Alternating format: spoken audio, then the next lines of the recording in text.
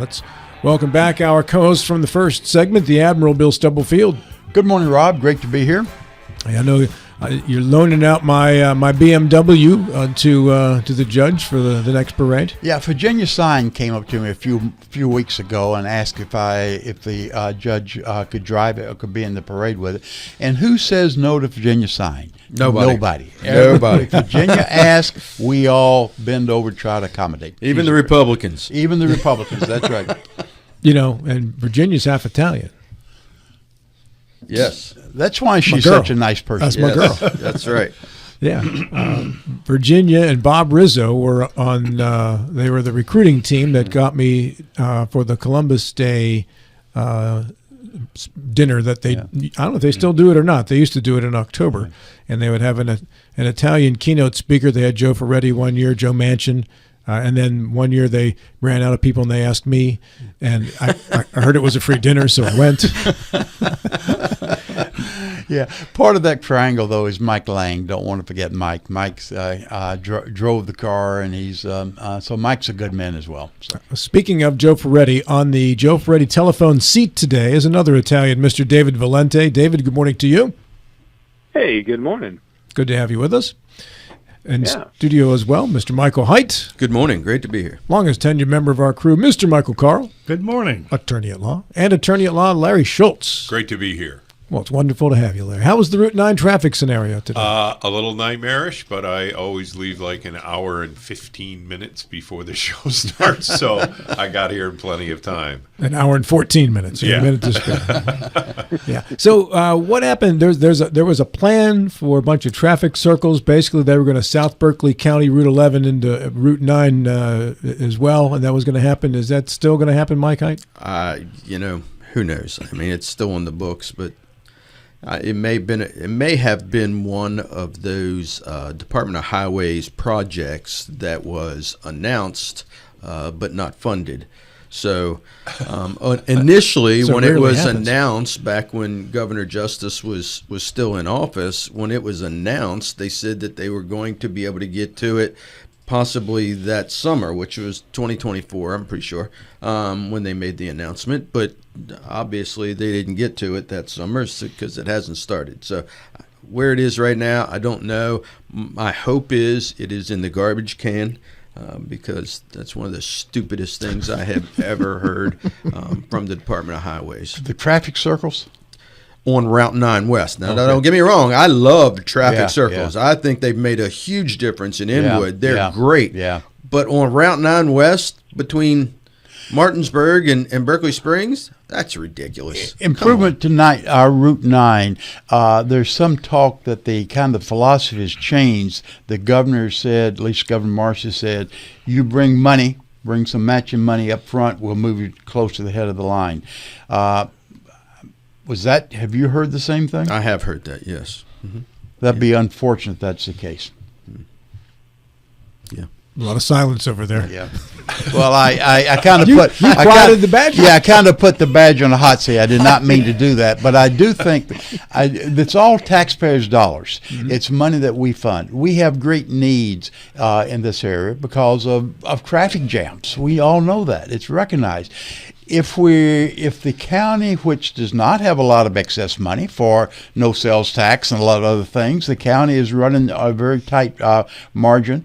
If we have to fund up front, or at least matching fund up front, to get any state dollars for highways, that's not right. That's wrong. Well, I think the governor's position is all the dollars have been used up from the roads to prosperity. So in order to make decisions on what goes where with the limited amount of money he has to use, he's proposing that if you have dollars to help spend on a project, then I can move you to that. Now, whether that's the right philosophy or not, we can debate that, but I think that's why. And what county has extra dollars? Right now, very few of them. Yeah. Okay. Our leadoff hitter is Mr. Valente. You're on the clock, sir. The floor is yours. All right. Yeah. So I guess we'll start with the big elephant in the room and the big news of the week that, the Democrats swept essentially all the races that were of consequence on Tuesday. Here's some stats that I saw after the election. 98% of the counties that had an election on Tuesday had a net swing from the Democrats from 2024 to the Democrats from 2024 to 2025. 31 Moms for Liberty candidates that were endorsed, all 31 of them lost. A complete reversal of Virginia's constitutional offices from Republican to Democrat. In Bucks County, Pennsylvania, same thing. There was Republicans on all of the boards, and they were all wiped out on Tuesday that were up for election. All the major Democratic candidates overperformed their final polling numbers, including Cheryl in New Jersey, who overpolled by, I think, 7 or 8%. The Prop 50 in California was at 57% in the final polls, and it ended up closer to 2-1 margin in voting.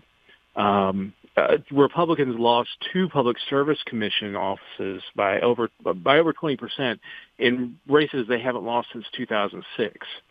Off-year midterm elections generally have anemic voting, but and this is off-year non-midterm elections have very anemic voting, but most of these elections were near record turnouts.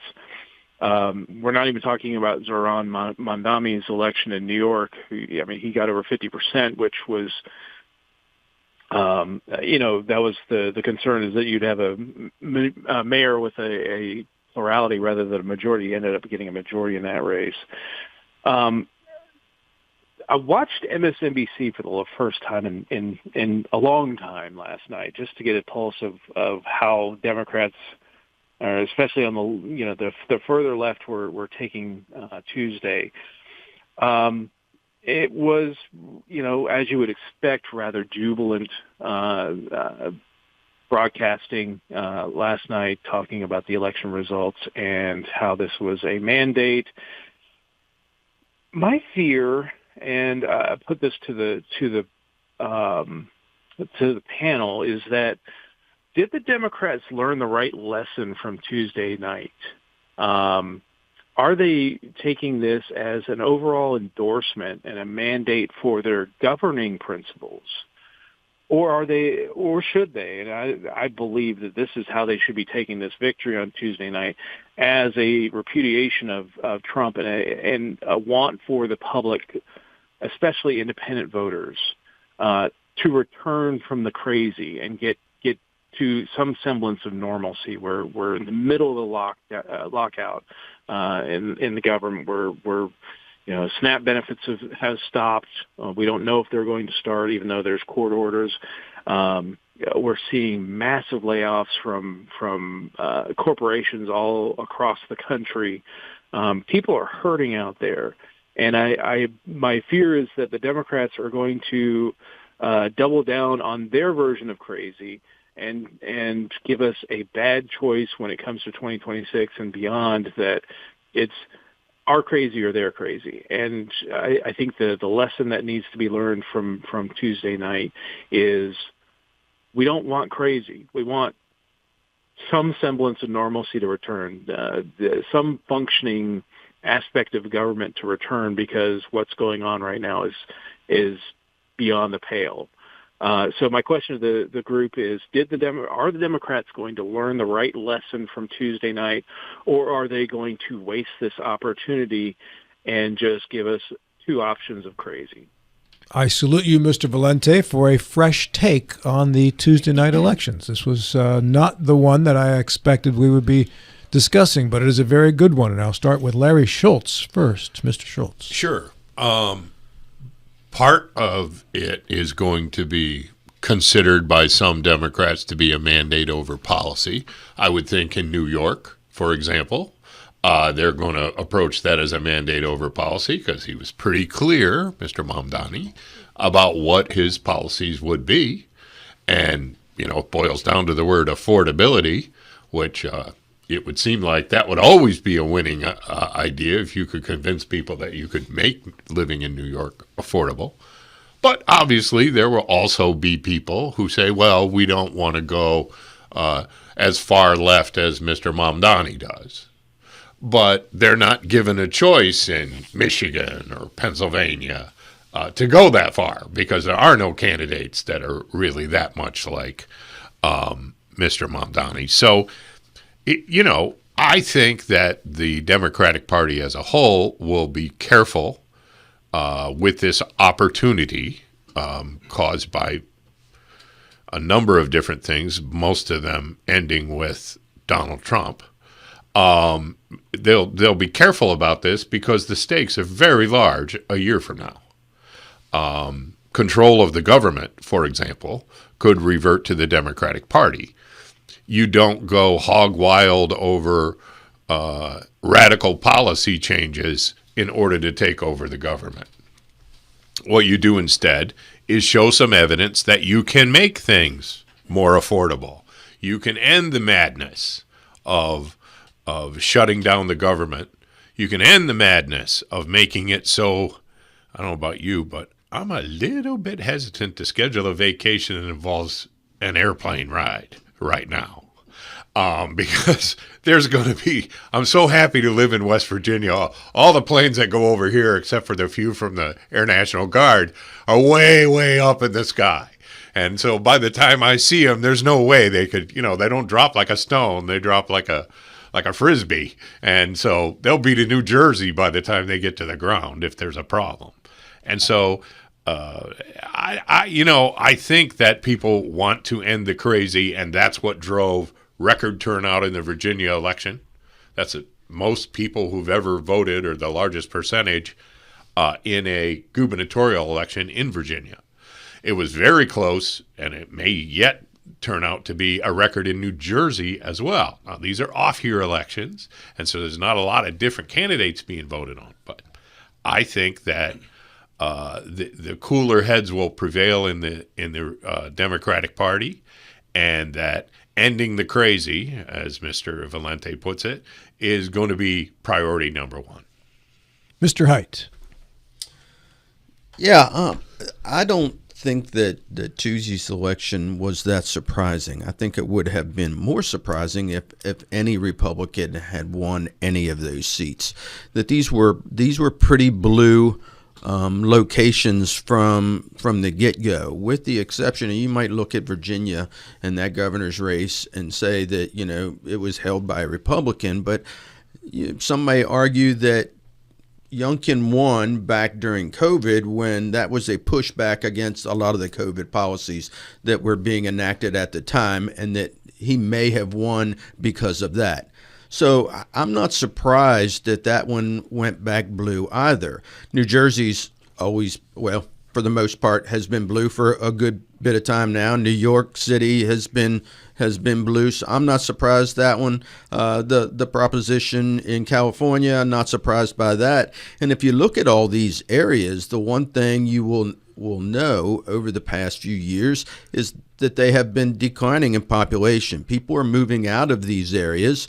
And I think it's the Republicans that are moving out of these areas. And when that happens, you get less and less they're going to vote red. So it makes these areas even more blue. What I found really interesting is in New York in particular, where the liberal leftist policies were deemed not liberal and leftist enough, that the reason that those social policies and things were so bad in New York is because they needed to go even farther left, which is what the people of New York City determined. That the governor we had in the past, who were killing old people in old folks' homes during COVID, his leftist policies weren't left enough. We need a true socialist, communist type person in the mayor's office, and that's the direction they decided to go. Sometimes I believe you need to give people what they wish for, and New York City can go down the toilet the way it's been going. So I'm not surprised by that one either. Were you surprised by the margins of victory? Nope, not at all. Nope. Mr. Stubblefield. Yeah, it's always good to follow the badger because I disagree with him. But let me give you, granted that Virginia and New Jersey are purple bluish states. They historically been blue. They've moved more toward the purple. But Mississippi is not one. Mississippi is solid red in every regard. They flipped 2 Senate seats and added the House seat. Georgia, which is most part is quite a red state, upset 2 public service commissions for the first time since 2006, and a statewide, first time a Democrat has won a statewide constitutional seat in time. The independents in New Jersey and Virginia voted for the Democrat by one case 13 points in New Jersey, 19 points in Virginia. That's not the hardcore registered Democrats. These are so-called independents. So there's more than just saying that the blue states followed in line. The labeling has already begun. Before the votes even closed, the Republicans started labeling commie and the red apple. That's what folks are going to sort on. Commie and the red apple. Mandami. Ignoring, though, the very moderate positions taken by the governor at Virginia and New Jersey. I think it's going to be a labeling campaign, but I think it's going to be mostly a labeling campaign by folks that are already far to the right. They're the ones going to make an issue out of it. The Democrats already are saying that they're going to be moved. If a lesson is learned, it's going to be a lesson that we have to go toward the moderate guy, become more of a centralist. The Bernie Sanders wing of the Democratic Party has had its turn in the sun and is not produced. So I think instead, except for the labeling, which you're going to have from the Republicans on a regular basis, except for the labeling, it's going to be a drift more toward the moderates. I hope so. I hope we see more of a centralist tone from both parties. We need to get, we've had this conversation before, are the 2 major parties serving us well? The answer is no, they're not. We've got to become more centralist, I think, in both parties. You consider Mamdani a moderate? No. I did not consider him. Okay. In fact, I started off by saying commie and the red apple. That's what he's going to be labeled. No, he's not a moderate, but the governor of New Jersey, governor-elect in New Jersey, and Virginia both ran on a very moderate platform and a conservative fiscal policy in both cases. And I think that's the direction we need to go, and kind of try to overlook the labeling that's going to be aggressively done by the Republicans. Democrats do the same thing with the MAGA movement. They paint everybody in the Republican with a MAGA brush. The Republicans try to paint everybody in the Democratic Party with a hard over to the left progressive label. I think both of those are wrong. I think there's a central demographic in both parties that needs to get the voice back. How they do it with the primary system we have today is going to be difficult, but we need to get our voice back. Virginia and New Jersey did just that. They got their moderate voice back through the primary and then to the general election. Mike Carl. Well, first of all, I completely agree with Mike Height's analysis and description of what happened. And so you completely disagree with Bill Stubblefield? Yes. Of course. but because specifically he referenced, I think most of what everybody's paying attention to is, as Mike pointed out, were Democratic strongholds. That's where the action was in the first place. And now Bill mentioned a couple, in the South elections, but in the South, during our respective lifetimes, the Democrats were the conservatives, were the right wingers, and it was the Republicans who were more liberal. And back when we were younger, mm-hmm. and so I don't think that how those elections turned out is part of a national trend of what happened on Tuesday. I think we mostly, the significant things were in liberal Democrat jurisdictions, and that's and what. Well, I don't want to trip into another topic about the shutdown of America, but I think there's lots going to happen between now and the next election that will not be controlled or dominated by the what happened this Tuesday. Mr. Valente, it comes back to you. Yeah, I mean, I know that the headlines for 2026 are already being written. That every Democratic candidate is going to be tied to Zohran Mamdani, and every Republican candidate is going to be linked to Donald Trump. That we know that that's how that's going to go. I think the big lesson from Tuesday night is that how thoroughly the Republicans lost the independents in all of these races. The independents hemorrhaged to the Democrats, and that's really it's not just the big races that we saw on Tuesday where Republicans should be worried. Trump lost Virginia, Trump lost New Jersey in 2024. He lost California in 2024. He lost New York. So, I mean, yes, there's not a surprise that the Democrats won it. They tend to win in off-year elections where they're the party not in power. There usually is a swing. It is the level of the swing that happened in these elections and the energy on both the independent and left side that was the telling thing of what happened on Tuesday. But again, it is to be cautioned that we have to at least the people who want to get rid of what we're seeing with Donald Trump has to understand that it's not to replace it with another level of crazy that we're going to nationalize all the industries and raise taxes to 90% for everybody and that type of stuff. I mean, this is a situation where we understand that democracy is under threat.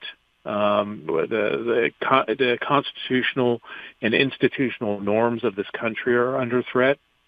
And as long as the Democrats can focus on that, I think that they'll do well in 2026. The more that they go towards, this is a ringing endorsement of all their policies, and to double down on that, I don't see it. But Republicans, especially looking at swing states like Georgia and Pennsylvania, their election results there, that should be a big wake up call for that party. Because they need to those are the swing states that will make up the difference in 2026 and 2028. Good stuff, David Valente. And I would say to wrap this segment up, I think your premise was a very good one. Will Democrats misread what the result of that vote was? But I think the equally dangerous part, and it's emerged over the last couple of days, once Republicans took the shot to the jaw and went, okay, how do we spin this, is I think you're making a huge mistake as a Republican if you're dismissing this as, well, that was just blue states, it's not a big deal. I don't think you believe that, Mike Height. I don't think any Republican does after what happened Tuesday, but I think that's the face you're putting on right now, because that was a shot to the jaw. And that was about Trump craziness. I don't mean the man himself. I mean what's been going on since he took over. Some of you might think it's the man himself. But I'm talking about what's been going on since he took over. And there are people who put him in office who are moderates, who don't agree with what's going on. And I think that's what you saw on Tuesday. And to misread that, I think, is a mistake for the Republican Party, as equally as it would be a mistake for the Democrats to think it was an endorsement of what they believe in. Top of the hour time. This is Talk Radio, WRNR Martinsburg. Mr. Stubblefield, you were on the clock. Via telephone, Mr. David Valente, who is our lead outfitter and is filling in for Mr. Ferretti today. David, welcome back. Hey, good morning.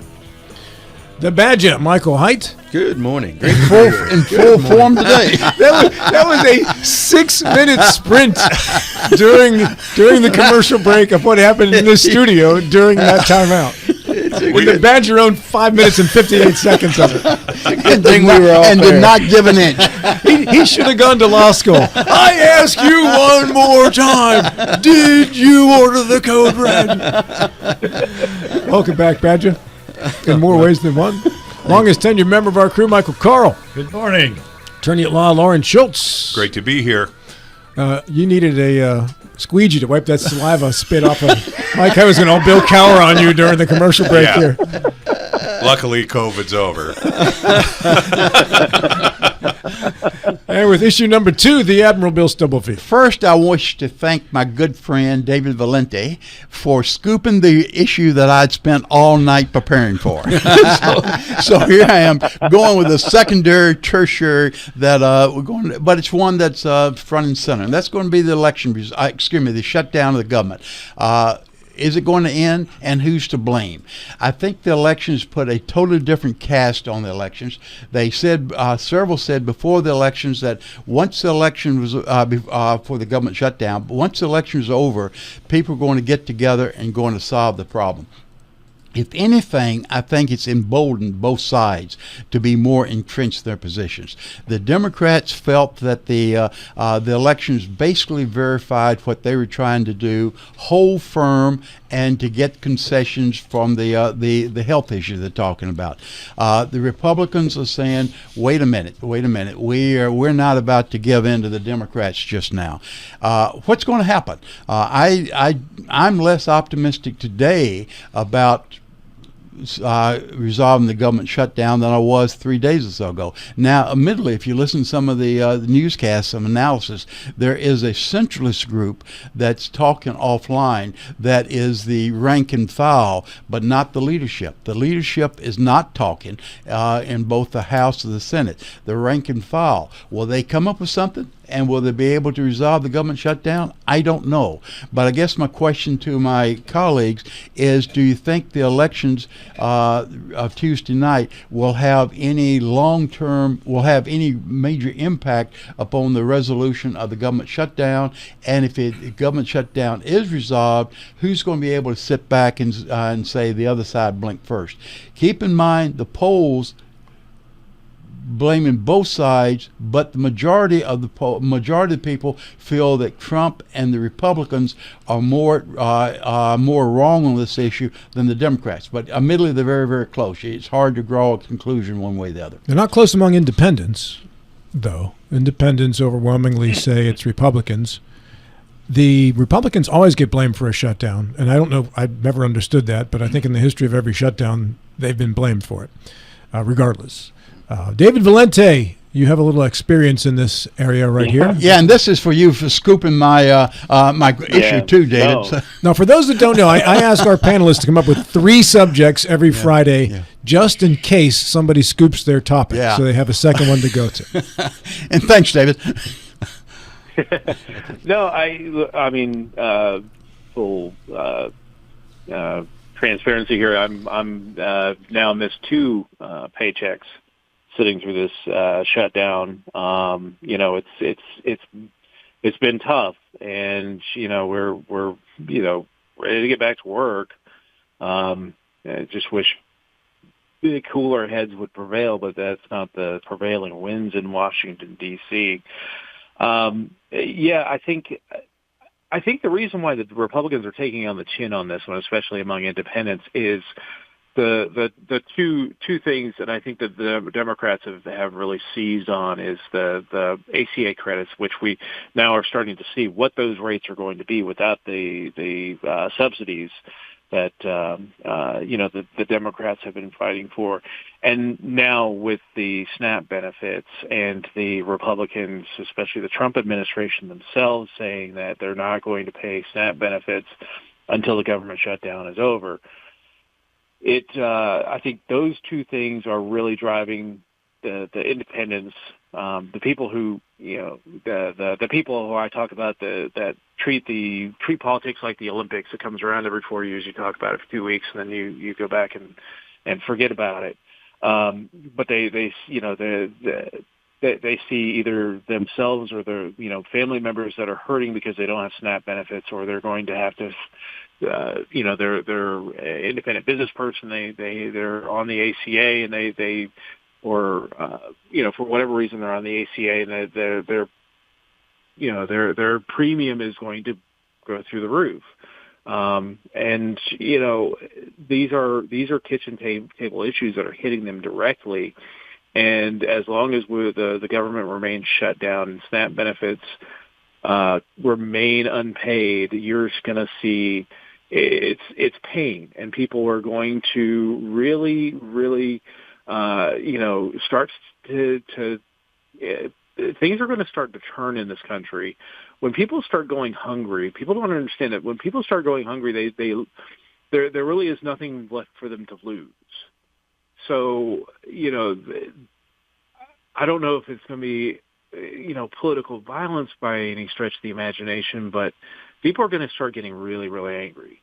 And I've been without a paycheck for a month now, and it sucks. It really does suck. And I really don't care who solves this crisis. I just want it to get solved so I can start getting paid again, and I can start doing the work to help our nation's veterans. That's it for me. And whoever solves this crisis will be forever indebted to, because this is hitting my household. I've had to contact banks to, get forbearances on my home loan. I've had to contact, bills and try and get some payment arrangements made. And luckily, a lot of companies have been very good to us in dealing with this issue, because this, we know it's not the first time this has happened, but this is the first time it's happened going beyond 35 days. And this is an extraordinary situation, and I think a lot of people are starting to see that this government is not working. And Tuesday was a reflection of that, and it's going to get worse as we get if we get towards Thanksgiving and we don't have a solution. People not having dinners on their table for Thanksgiving. You start getting into Christmas, and people not having Christmases for their family. That the heat will start to turn up in many places in this country. So whoever's, it doesn't really matter who's to blame. It's getting the job done. And I will blame the Republicans, because Mike Johnson hasn't had the House in session since this thing started. They're supposed to meet today. Will they swear in Adelita Grijalva or Christian Menefee, the two new representatives elect? Then we'll probably go into the Epstein madness, and hopefully that gets discharged. But people are hurting, and this is another instance. Will we choose more crazy, or will we take a step back, get things working again, and then we start having the debates about all the other things? Because if not, we're in trouble. Good job, David Valente. Powerful answers. Michael Haidt. Yeah, first let me say I get, even as a Republican, get terribly frustrated with Congress that it seems like always waits to the last minute to try to pass these continuing resolutions when it comes to the budget. They've had plenty of time to work on this, and yet they wait to the last minute and try to pass it at the last minute, which makes no sense to me at all.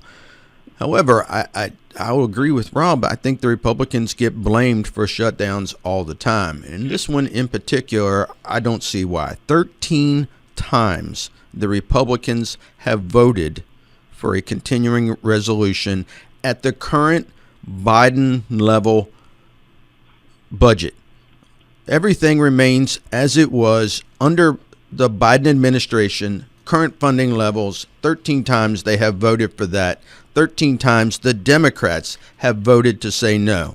The Republicans have said, let's continue keeping the government open while we negotiate whatever the issues are. 13 times the Democrats have said, no, we're going to negotiate the issues now, and we're not going to open the government back up until that happens. And yet the Republicans continue to get blamed for it. That I don't understand either. Now, how does this election that just happened affect that? I don't think it affects it at all. I don't think that this particular election, and I stand by what I said earlier, in blue areas, and that's why they won. They had nothing to do with the government shutdown. Even Trump said it had to do with the government Yeah, shutdown. well, he's not right all the time. Don't say that out loud. I'll say it out loud. Loser. Trump I have voter. said many times that guy is. Don't stop. We're going to lose our license. Mike Carl. Well, Trump said it because he's right. The Democrats have caused the shutdown. All but 3 of the Senate Democrat senators have voted in a way to prevent the government from opening up and going forward. And I think what ought to happen is that the Republicans in the Senate ought to eliminate the filibuster and make the thing pass, get the bill passed through, and then once that happens, reinstate it. and they can do that, and that's what they ought to do. That's brilliant. That's what Larry Schultz has been saying. Thank you. You and Larry Thank Schultz you. agree now. Yeah. He didn't say the second part about reinstate. Oh, yes, I did. Yeah, he did. All right. 2 weeks ago. Rules for you, but not for me. So we'll change the rules when I'm in charge, but I'm going to put them back in place. So when you're in charge, you have to obey by the rules. Exactly. That's right. It's called being a parent. Come on, Mike. Larry, go ahead. Yeah. I don't know for sure who's winning this, but I know the Republicans are losing this. They're now in a position, as Mike very clearly points out, where the President of the United States is on a daily basis telling the Senate, get rid of the filibuster, or we're going to be a dead party. That was his quote yesterday, right? I'll take their word for it. In other words, he is saying that they're losing. The President of the United States is saying that. I don't necessarily, if it involves anything deeply intellectual, trust the judgment of Donald Trump, but this is a pretty basic thing that anybody could see, that you can fix this tomorrow. No appreciable group of people, maybe the 7.5% of New Yorkers who voted for Curtis Sliwa, the Republican candidate, maybe they would believe that you can pretend that you don't have the power to fix this. But they've been pretending for a long time. Any one of those 13 votes that took place, or 14 votes, whatever it's been up till now, could have been a vote about ending the filibuster. And guess what?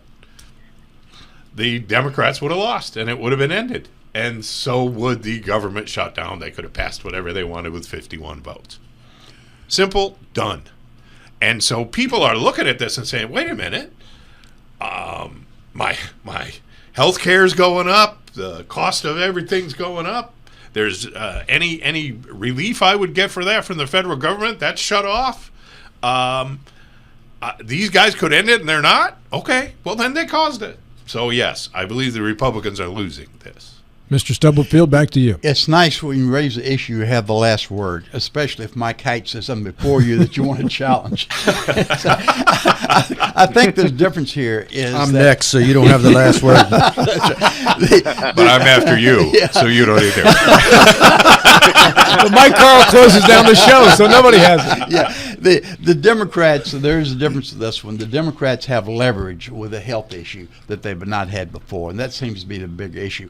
Even Marjorie Taylor Greene is saying the Republicans are wrong on this. If she makes that statement, then there's a lot of, there's maybe some truth to it. All right, on to issue number 3, and that would be the Badger, Michael Haidt. Well, first, so I can get the last word in, let me just say, anything that President Trump says that makes Larry giddy is wrong. So now let's move on to mine. That's not the limit of things he says that are wrong. Maybe not, but if it makes you giddy, then he's probably wrong. Let me just say to the FCC chairman, Mr. Hornby doesn't agree with any of these things right now that are being said. That's a claim that President Trump is wrong. So my issue is the Supreme Court of the United States is currently hearing the case on whether or not Trump has the authority to impose current tariffs under the IEEPA, which stands for the International Emergency Economic Powers Act, which is what he is currently using to impose these tariffs. There's been some indication by, I would say, the questions that the Supreme Court justices are asking that it doesn't look promising for Trump and to be able to continue to do this. So if he loses, or if that case is lost in the Supreme Court and they rule against him, how will that affect his ability to negotiate with other countries around the world? All right, that's a clean question for Michael Carl to answer. Well, it's actually one of my talk issues, so I better have a good answer. But I think that it ought to be considered, and you get what the court does is I think they can limit or some way limit what Trump is talking about doing, but do it in a way that enables him to still take actions in international trade dealings to protect our economy, and I think that's any delay in their ruling is that's what they're trying to work out. They know they will come out, I think, with some limitation, but it will be in a form that it still allows Trump's foreign trade agenda to help and save the U.S. economy. Mr. Valente.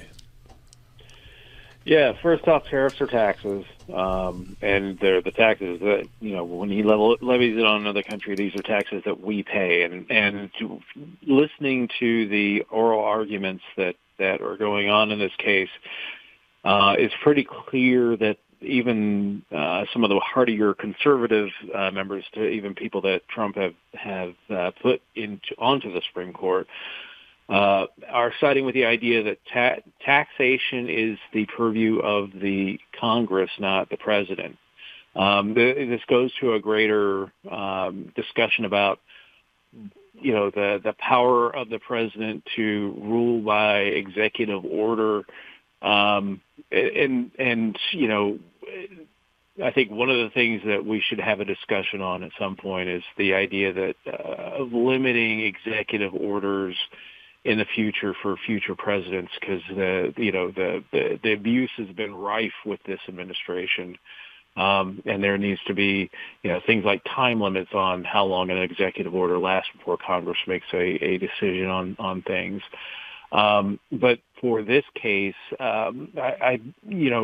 honestly, I think the Supreme Court is going to save Trump economically. We're seeing one of the worst years since the housing market crashed in 2008, 2009 when it comes to layoffs.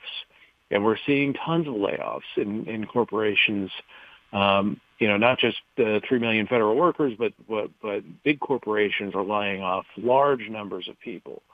And this is all, just a slowdown in the economy and, hit with also inflation in our prices. We are getting hit from all different angles. And if the Supreme Court can step in and say, you know what, these arbitrary tariffs that Trump is pulling out of the air because, Brazil decides to go after Jair Bolsonaro, or Colombia insulted the president, so he's going to slap a 50% tariff on him, or he doesn't like China and goes after them. it may save this administration economically by returning some semblance and some level of normalcy to our international relations and our trade relations with our not only adversarial countries, but our trade allies, whether it's Europe or Japan or the penguins on Howard Island, or McDonald Island. So, David, I got to jump in pretty quick because I still got to get in a couple people here. Yeah, Supreme Court is going to save Donald Trump economically by Schultz. limiting his Yes, tariffs. it's real simple. His party controls this thing called the Congress of the United States, which has the absolute power to make votes and pass bills to change tariff arrangements with other countries. He doesn't want to go through it because there are sensible Republicans. You heard me say that here before, once or twice. There are sensible Republicans who will say, you know what, a 50% tariff on Brazil's coffee just makes everybody's life here more miserable than it was the day before, and we're not going to vote for it because he doesn't want to go through that. Mr. Trump has taken on the powers of a dictator. We can't have that, and I surely hope that the Supreme Court will abide by that, because if they don't, if it does go the other way, that he can do whatever he wants, then our system of government is kind of collapsed. Bill? Yeah, I think David and Larry are exactly right. This is not an issue as tariff as much as it is the jurisdiction of Congress, or the relationship between Congress and the president, the executive branch. And I hope that the Supreme Court will put things back in perspective and say it's the jurisdiction or the purview of Congress and not the executive branch. If this was true, if the tariffs were truly economic, one argument could be made. But it's more than economic. It's retribution. It's reward, it's military, it's a whole host of things that he's used these tariffs for. He's also backed it up by saying we've been taken advantage of over the years. He's trying to make it right. Well, if you look at the gross national product and our standard of living relative to any other country in the world, we have ranked very, very, very favorably. We have not been taken advantage of to the extreme that the president has said. It's a international trade is checks and balances or a balance between the two.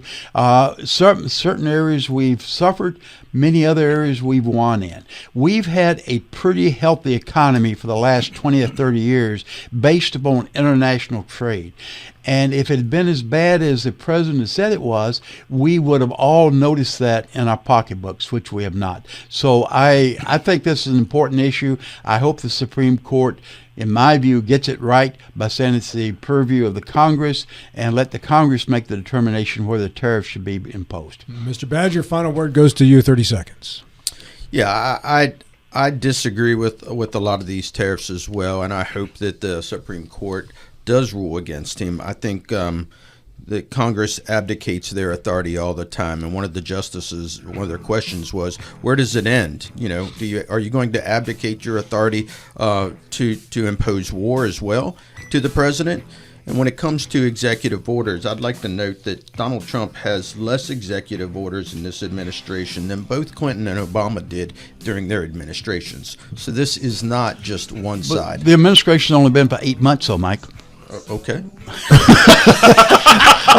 that note, we got to get to the commercial break. Still under. We're back with more On the Clock as Larry Schultz next. All right, Jack Jones, you can chill for a little while as we move on to issue number 4, Attorney at Law Larry Schultz. Yes, Donald Trump pardoned Changpeng Zhao, the crypto billionaire owner of Binance, which is a crypto exchange. Zhao had pled guilty in 2023 to federal charges related to money laundering. Earlier this year, Binance helped facilitate a $2 billion purchase of World Liberty Financial's stablecoin. World Liberty Financial is a cryptocurrency company founded by Eric and Donald Trump Jr. and Donald Trump himself earlier this year. At the time of Zhao's guilty plea, there were allegations that Hamas, among others, was using Binance to hide assets.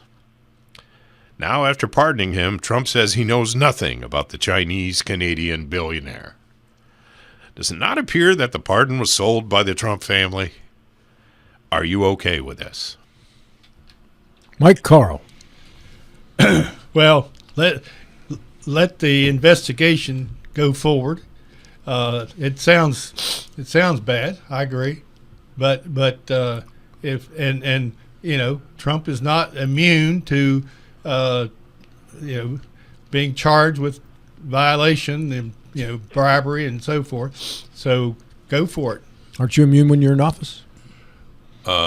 Yeah, there is a Supreme Court decision about actions taken within the scope of his duties as president. He would be immune for. But this, as president, just because it happened when he was president, doesn't mean he gets to go do skeevy stuff out on the street. Those are the arguments or legal issues that need to be addressed. I agree. But it would be after his presidency, correct? Yeah. But isn't it? I don't think you can impeach him. This Department of Justice is not going to investigate this now, and we wouldn't want them to. Well, because they can't be trusted. There may be a day in the future when the Democrats control the White House, and maybe, I'm not sure when, but not a lifetime. Well, it wouldn't take that. It would just take a decent Republican president. Mr. Stubblefield. Yeah, Mike said let the investigation proceed. I don't think there is an investigation. It may happen down the line, but there's no investigation right now. This harkens back even before my time, Rob, with the Teapot Dome back in the Hardin administration, where it was accused that one of the president's cabinet members were taking advantage of his position for personal gain, personal finance. We've come a long way since the early 1920s with the Teapot Dome. And I'm concerned about this. I'm concerned that the president's family or any elected official are taking advantage of their position for personal financial gain. And this is what this smacks of to me. Larry's question says including the president himself. I don't know about that, but it certainly includes the family and the family members, and they have supposedly made billions of dollars in this particular arena, the crypto security world, which until January this year was on some kind of lukewarm footing. Now it's a darling of the White House. And who's benefiting? The president's family is definitely benefiting. I'm concerned about this. I'd like to see, I don't think there'll be an investigation until down the stream. By that time, a lot of money has been sucked up. It was interesting. Norah O'Donnell had asked President Trump that question in her interview with him this past Sunday about that pardon. He said, I'm not aware of who that is. I'm not aware of the pardon for him. Yeah. But I thought that was a fascinating contrast to the complaints about the Biden administration pardons with an auto pen that Biden was not aware of, which they are investigating. So someone tell me the difference. If he's either not being truthful about not being aware of the guy who he pardoned, or he really isn't aware of the guy who he pardoned, which is equally troubling. Mr. Haidt? So your question is, do I have a problem with this? The answer is yeah, I have a problem with this. I had a problem with it when it was the auto pen and it was the Biden administration. I have a problem with this under every administration, where I think they go too far with pardoning people. They have no idea who the hell they're pardoning. Just this particular president says it on the record. Yeah, I had no idea who this guy was. What a dumbass thing to say. But at least he had the cojones to do it. What Hornby's doing right now? Calling Susan Snowden saying, I need some help. You told me I could say anything on the radio once. Okay? That's true. All right. I think you said it twice today.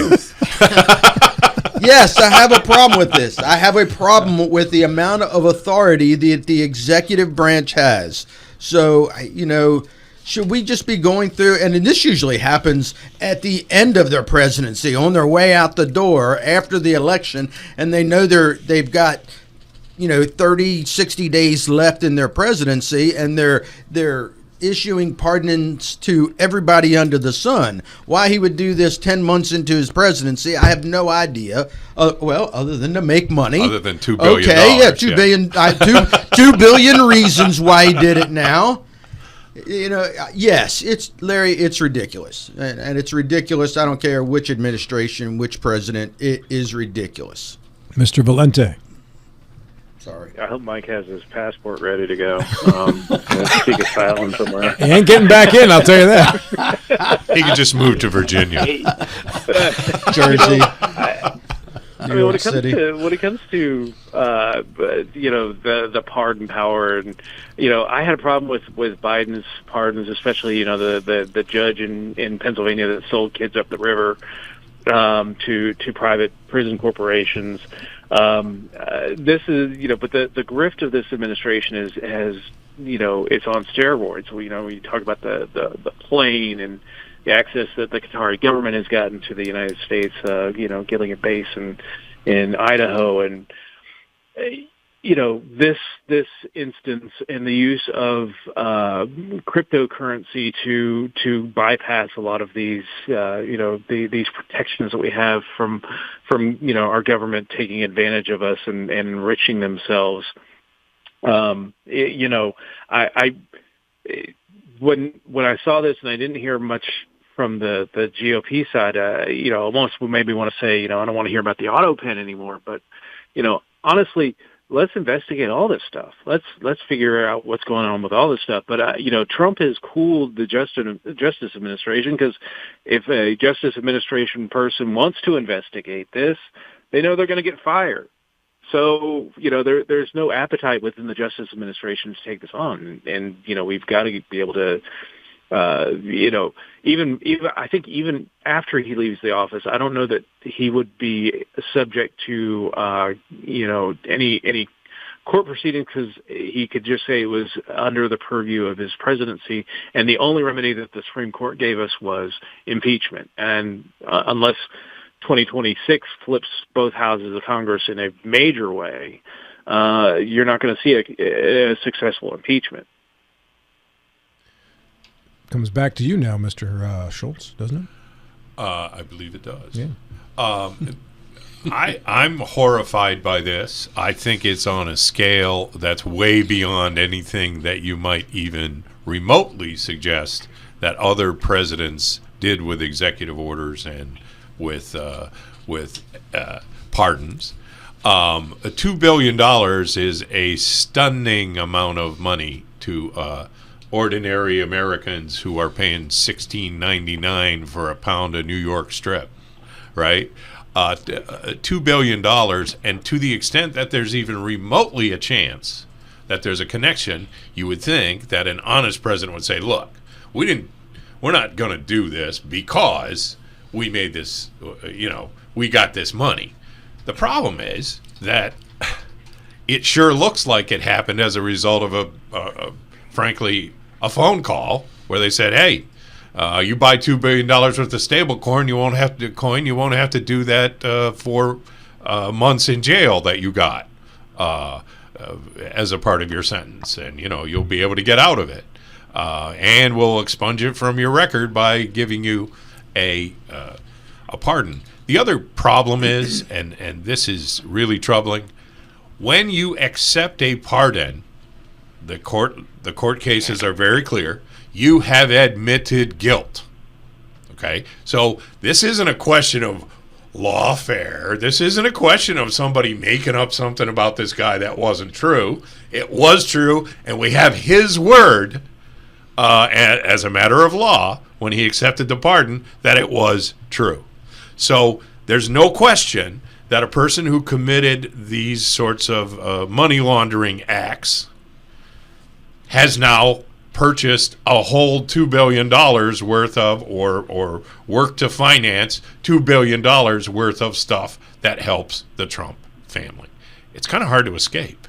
We can't, just because he got pardoned doesn't mean he can deny it. Quite the contrary.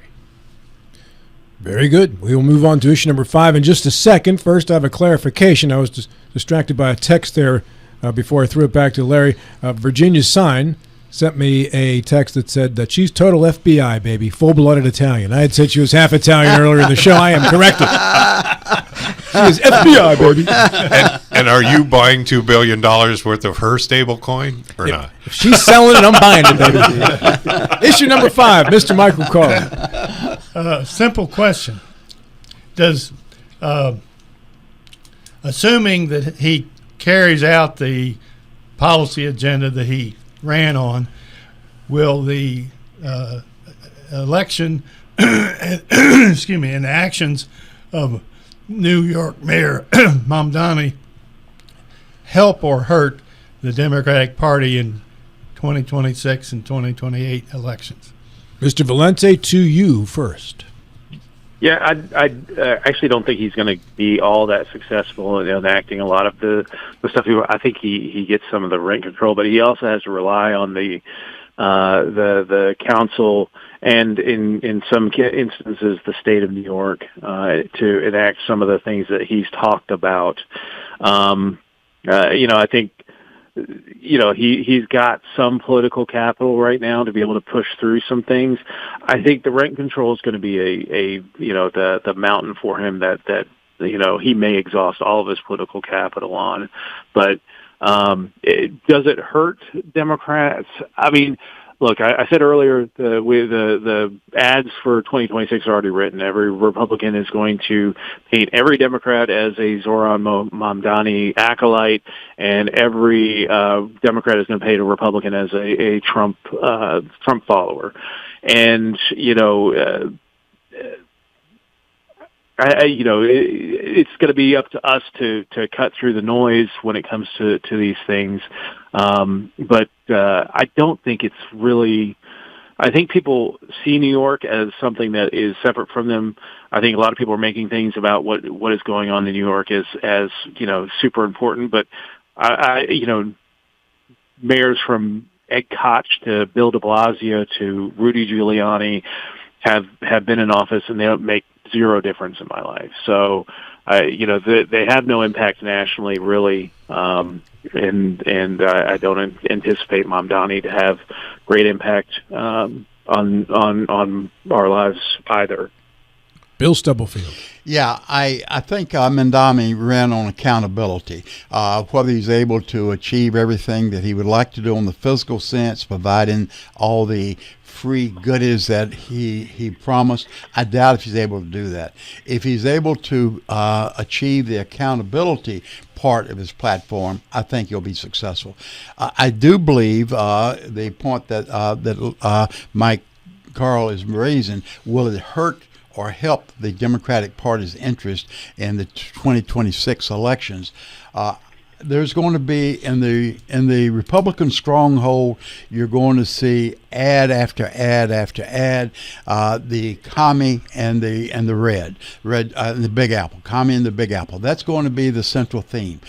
Does it resonate in those other parts of the voting demographics that it really needs to make a difference? I'm going to say it will not. I think if you go to red meat West Virginia, sure it is. It's going to resonate. Is it going to resonate with the independents in Pennsylvania? I don't think it will. Mr. Schultz. I tend to agree with what Bill was just saying. I don't think this will make any more difference to the Democrats than Curtis Sliwa's 7.5% Republican Party vote in the same race will make to the Republicans. Mr. Sliwa got smoked like a pork butt, as we used to say, and he got torn to pieces. Will that affect what people in Illinois do about voting in other elections? I doubt it. And it could have some effect in some already decided states like West Virginia, but I don't think it's going to have any real effect at all. Most people, I think, take the same attitude toward New York City as I do. Okay, great. Everybody gets to vote, and you get to pick your person, and I won't be coming there anyway, so go for it. I don't think it's going to make a difference on the national. Let me add one sentence to mine, Rob. It's going to be, as James Carville said, it's going to be the economy, stupid. It's going to be the economy. That's going to be the overriding consideration in 2026. Mr. Height. Yeah, I think the Republicans are going to try to paint this as a national trend in the direction the Democratic Party is going. I don't think that's going to be successful, though. I think the Democrats as a whole will not be seen as a party that supported Mamdani. I think there are individual Democrats who came out and endorsed him that could be in trouble. His administration will fail. Socialism, communism has never worked anywhere it's been tried. It won't work in New York City. It'll be a miserable failure. And those who supported him and endorsed him are in trouble. The Democratic Party nationally as a whole, I don't think will be affected by this. Mike Carl, back to you. Well, I disagree with what the last sentence we just heard. It will clearly be associated that all the people in all the jurisdictions that didn't get to vote at all, let alone for Mamdani's election, will react, and I think there will be enough data that the New York economy will decline, and that the people in New York will be worse off. And I think that as a result, his election Tuesday is going to help the Republicans in 26. Bill, you have something to say? Yeah, I do. If we finish this, I'd like to ask another question that I think is very pertinent to this discussion. Is there any difference in the labeling between a communist and a Nazi? Is there any difference in the labeling between the two? Now, when we use the term Nazi, there's been large-scale condemnation when it's especially referred to the Republican Party. I see where you're going. Yeah, but yet the president uses the term communist as recently as a couple days ago in terms of that. Now, if you look back on it, since both communist regime and the Nazi regime did horrible things to humanity, and yet in time we tend to throw these labels out, I think, way too frequently. I condemn those Democrats or even the young Republicans recently by using the term Nazi for the Republican Party. That is totally wrong. I also condemn the president or the others that use the term communist in the same sense, same sentence. And yet, if you go back in time, I don't see a lot of difference between the two. In terms of atrocities? In terms of a lot of things, atrocities, autocratic government, how the limitation of the press, the fiscal holding everything for personal gains, which they did. There's both communism and Nazism are inherent. Give me a hand on this. Inherently evil. Inherent evil. They're exactly right, and they should be universally condemned. Both of them should be universally condemned and not used for political advantages. Stalin killed more people than Hitler. And it was a national socialist policy. The word Nazi comes from the National Socialist German Party. So it's I don't think that either is a complimentary thing. Moreover, I think that when you use it against American politicians to call them Nazis, you better have some evidence. And if you're going to call them commies, you better have some evidence. I haven't ever heard that Mr. Mamdani believes that there should be a 99% tax on billionaires in the city of New York. Give him time. I don't believe any of that. They're going to make sure, to the extent possible, that they can keep New York's very big financial interests in place, because that's the driver that drives the thing. You know, the Nazis, what we worry about is the government rounding people up. It's not so much the economic choices, but the government rounding people up. And that's what's driving a lot of the people referring to Donald Trump and his ICE agents as Nazis. That is what's driving it. You're right, but Nazism tends to get attributed to conservatism, and it's not. It's a form of socialism, National Socialism. And communism is a form of socialism as well. Both of these are leftist ideologies, where Nazism had to do with the nationalist movement, populist movement, and I'll give you that can be associated with the Trump and the MAGA, the nationalism part of it. But the other part of it is socialist. They wanted autocracy.